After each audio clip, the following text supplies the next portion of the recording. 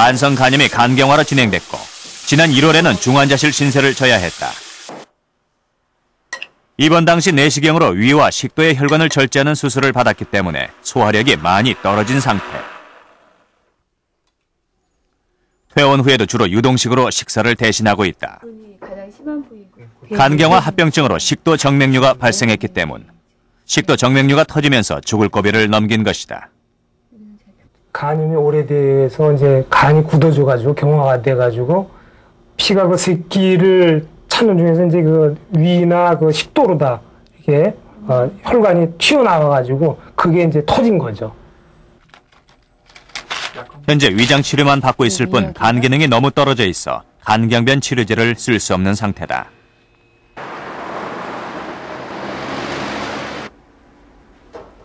기존의 치료 방법으로 뚜렷한 효과를 보지 못한 환자들이 눈을 돌리는 것이 바로 보완 대체의학이다. 20년 동안 만성간염을 알아온 최미선 씨도 마찬가지. 그동안 간염 치료제를 꾸준히 써왔지만 별다른 반응이 없었다. 그녀가 새롭게 선택한 치료법은 미술토요법. 5개월 전부터 간염약과 병행해서 일주일에 3번씩 미술토 주사를 맞고 있다. 미술토는 간염과 간경변을 비롯한 만성 간질환뿐만 아니라 간암 치료에까지 쓰이고 있다.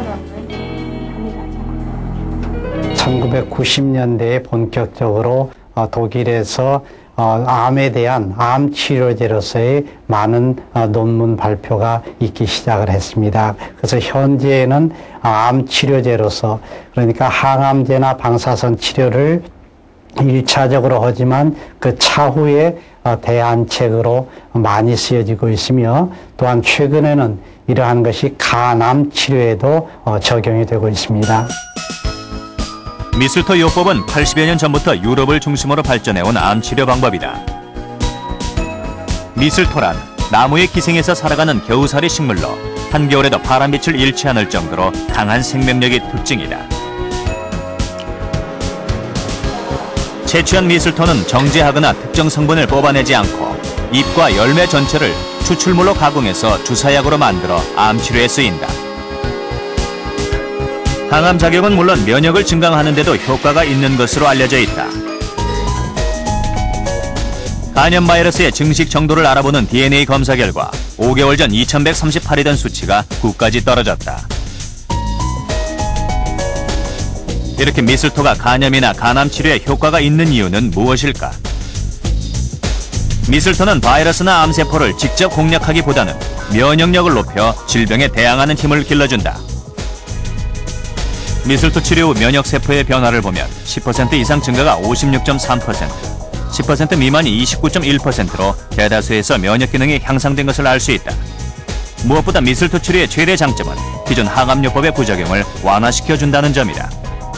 기존의 치료를 하다 보면 여러 가지 부작용이 나타날 수 있습니다. 오심이라든지 구토라든지 이런 부작용을 감소시켜 줄 수 있고 또 동시에 암 환자들의 가장 문제점인 그런 통증을 완화시켜 줄 수 있는 그래서 현대 정통의학의 한계점을 보완해 줄 수 있는 그런 장점이 있다고 하겠습니다.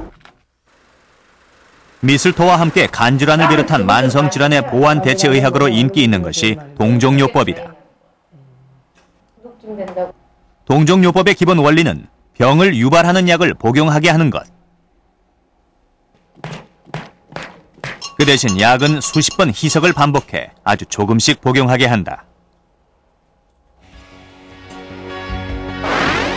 동종요법을 이용한 간질환의 치료 효과를 살펴보면 아연이 부족한 간질환 환자에게 동종요법을 이용한 치료제를 투약한 결과 아연 수치는 물론 면역 기능을 나타내는 면역 글로불린의 수치도 정상으로 회복됐다. 동종요법의 동종이란 같은 종류란 뜻이고요. 그 환자가 가지고 있는 괴로움과 같은 종류의 괴로움을 유발시키는 그런 약을 투여했을 때 그 사람이 갖고 있는 자연 치유력을 증강시키고 보강시켜 줄 수 있는 그런 원리의 치료법입니다. 간경화가 심해 현대의학에서 치료약을 찾을 수 없었던 김정수 씨. 대안으로 선택한 것이 미술토 치료다. 특이한 것은 미술토 치료와 함께 미술 치료를 병행한다는 것. 흔히 정신과 질환의 치료로 알려진 미술치료. 하지만 최근에는 간질환 같은 만성질환자나 암 환자를 치료하는 데도 폭넓게 활용되고 있다. 피로도 많이 사라지고 식욕도 좀 이렇게 촉진되고 또 이게 생활의 활력 같은 거 수면도 많이 좀 수면도 이을 수 있고 그런 점이 참 좋았던 것 같습니다. 우리가 몰랐던 미술 치료는 장기간 질병에 시달린 환자들의 자신감을 회복시켜주고 활기를 되찾아주는 효과가 있다. 사람들이 이렇게 심리적인 안정을 통해서 면역력이 강화되고 면역력 강화를 통해서 좀 더 그 삶에 대한 애착이라든가 병에 대해서 회복하고자 하는 강한 의지를 보게 됩니다. 지금 뭐 불편한 거 없으세요? 미술 치료와 함께 보조적으로 사용되는 치료법이 명상 치료다. 언뜻 보면 요가와 비슷해 보이지만 의학적으로는 요가, 선, 기공, 태극권 등을 통틀어 명상 치료라 한다. 만성질환 치료와 병행하게 되면 치료 효과를 높일 수 있다고 한다. 평소에 스트레스도 많이 받고 몸이 무겁고 항상 피곤하고 나른하고 했었는데 하고 나니까 몸이 좀 가벼워진 것 같고 조금 활력도 생기는 것 같고 그런 것 같습니다. 이 같은 효과는 암 환자에게도 나타났다. 암 환자에게 7주 동안 명상 프로그램을 실시한 결과 암의 종류와 진행 정도, 성별, 나이에 상관없이 기분 장애와 스트레스 증상을 줄이는 데 효과가 있었다.